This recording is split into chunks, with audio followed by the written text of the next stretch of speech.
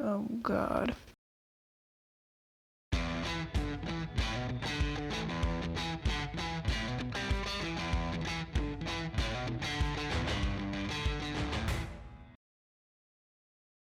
So Birds of Prey didn't really do that well, and not solely because of the coronavirus.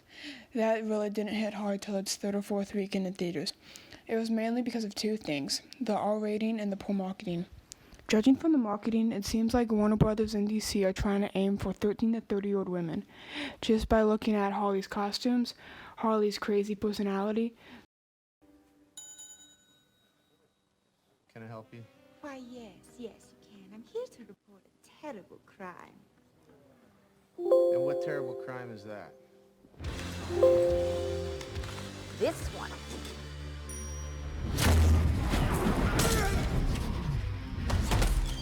Run, Piggy, run! The visuals and action choreography.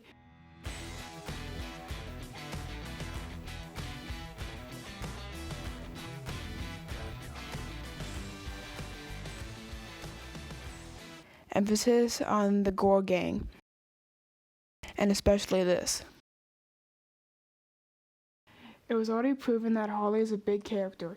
She was the most remembered part of Suicide Squad, even though she had a much smaller role than she did in this movie. She is especially popular around teenagers. Remember Halloween 2016, right after Suicide Squad came out? She was the most popular costume among teens that year, and the year after that. Teens love her because she's not a typical hero or villain. But if a chunk of your core demographic can't even see the movie in theaters without an adult, you're not going to get as much traction as if it either aimed more at adults or kept the advertising the same but changed the rating to PG-13, or the equivalent in other countries. And having seen the movie, I would go with the latter because there isn't really a strong reason that this movie needed to be rated R, besides the characters swearing every few minutes, some blood, and a few intense scenes from the villain that could have been cut down some. Guess you couldn't tell the story right without turning that guy's leg into spaghetti.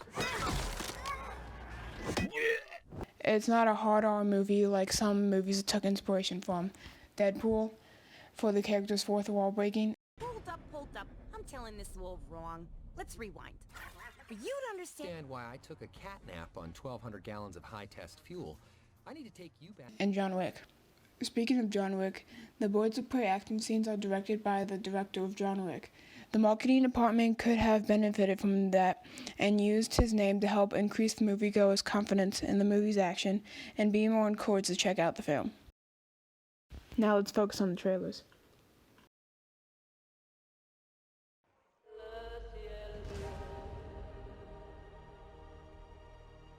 the Joker and I broke up.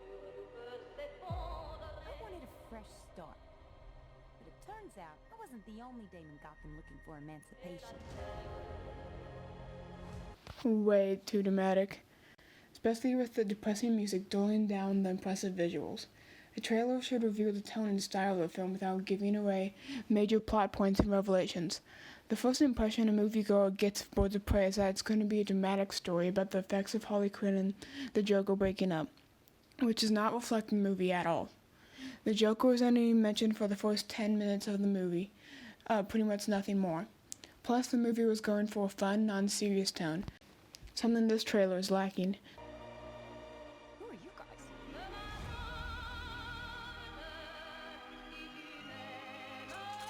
Here's the deal, Quinn. You need me!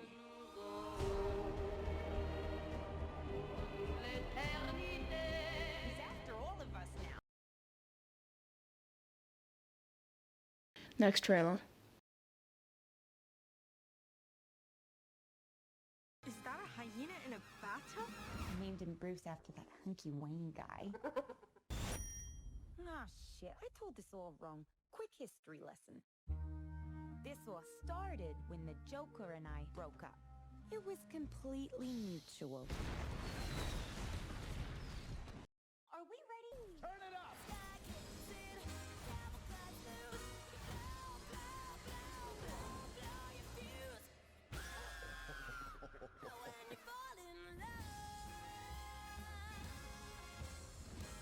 Okay, I actually don't have that many problems with this trailer. The tone represents the movie as a whole a lot better than the last one. You see more action and the Harley Quinn-esque humor, and it introduces you to the Harley Quinn narration that is featured heavily in the film. It would have been better to have this be the first trailer instead of the last one, since the first trailer almost always gets more views than the second, and more people would have been intrigued by the film. Some of its downsides are it features a lot of clips from the third act and revealed a few major events from the third act as well. You typically shouldn't have that much of the third act in a trailer before the audience has even seen the film, as you want them to see it all play out in theaters. Now the plot seems predictable. I will give them credit though. This teaser that played in front of It Chapter 2 is fantastic. They aimed for an older audience and is easily memorable.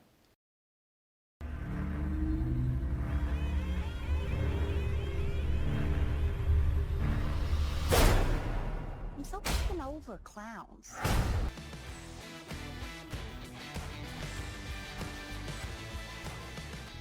This isn't really a problem with the trailer itself, but the marketing as a whole. It features the Birds of Prey a lot, making it seem like the majority of the movie is focused on the Birds of Prey.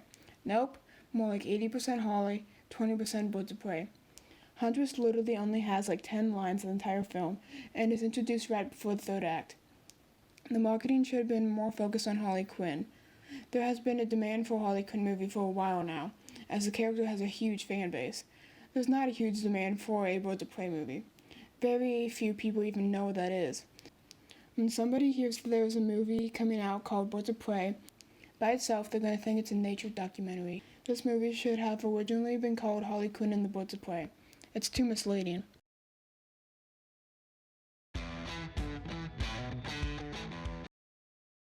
Also, the film got negatively affected by this.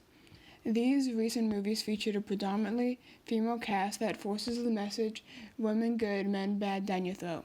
And it's obvious with the box office of Charlie's Angels that audiences are not interested in having the message forced to them. So when they saw Birds of Prey, they thought it was going to be the same thing, even though there's a lack of mentioning of gender in the film. Many took one look and expected it to be just like those other ones, because they've seen it several times before and expected to see it again.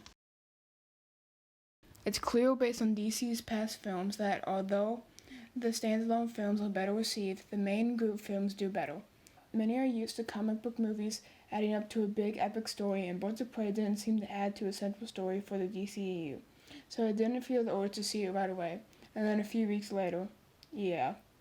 And that is because DC hasn't proven themselves yet and built up the brand for the movie, so people aren't confident enough in their filmmaking to go see them. DC has gotten better, but they're nowhere near the point of Marvel, where moviegoers know they're going to see a good movie if it has a logo on the poster. And that could be that every DC movie now has a different tone. For Marvel, you know what tone you're going to get. Even with the saddest MCU films, they had that typical Marvel humor infused in them. With the new DC films, they're all widely different. Another thing is that the movie seems very niche. Other standalone DC films had a wider appeal than this film. Shazam with the family-friendly tone, Joker with the darker psychological tone. Birds of Prey seems very hot topic-like, which may drive away a good chunk of potential audience members. Unlike most films where the soundtrack plays a prominent role in the movie, usually the choice of music is broad and recognizable. In Birds of Prey, the soundtrack will either entrance the viewer or turn them off quickly, without much of a middle ground. And seriously, what is with that title? While some may find it fun, for others it's obnoxious and way too long, and nearly impossible for one to say without stumbling.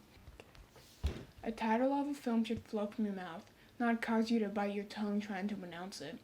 While making the style perfect for a small minority, it leaves others struggling to enjoy the film, but are caught in this weird middle ground where they aren't bored but can't fully connect and be absorbed into the movie and understand the director's vision. The creators of this movie were more focused on their vision and failed to acknowledge how big the market appeal would be of their film. That's fine if you're doing an indie film, but not for a high-budget blockbuster where you need a return on your investment. So there are currently rumors that there will be a Birds of Prey sequel. I highly doubt that. The only way is if Harley does something spectacular in the Suicide Squad coming out next year, and moviegoers really want to go into that storyline. They will not officially call a high-risk sequel when the first film maybe, just maybe, broke even. No chance. What Birds of Prey needed in order to succeed was better representation on the film as a whole, which includes a different name, more focus on Harley and the action in the first and second acts of the trailers as well, not having the majority of the trailers revolve on the third act, which then creates less tension for viewers since they can already predict what's about to happen. The lifesaver would have been having a PG-13 rating and broader market appeal to increase its core audience and thus its box office.